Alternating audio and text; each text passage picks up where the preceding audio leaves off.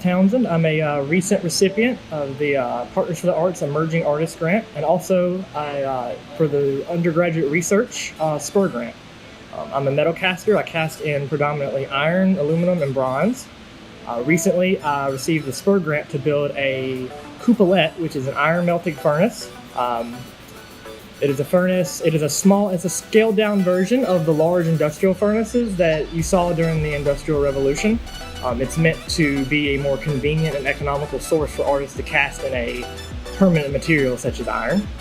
The pouring iron involves building a cupola or a coupolette. Mine is a coupolette that I recently built, and the only difference is one has a lid and one does not. One is taller and one is shorter. The process involves constructing a furnace out of mild steel.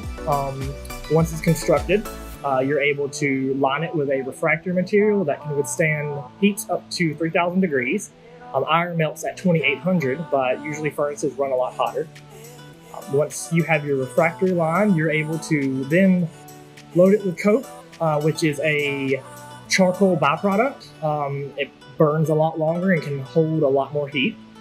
Once it's loaded with coke, you produce heat into the furnace until it's able to hold a high heat on its own, and then you will introduce air, which will create the high heats that will get it to the 2,800 degrees that will melt iron ore. Once it's ready and hot enough, you load it with iron, and it starts to melt and creates a pool within the furnace.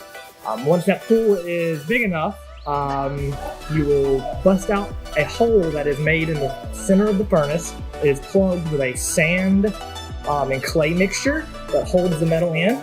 Once the metal is ready to come out, you bust that mixture out and pour it into a ladle.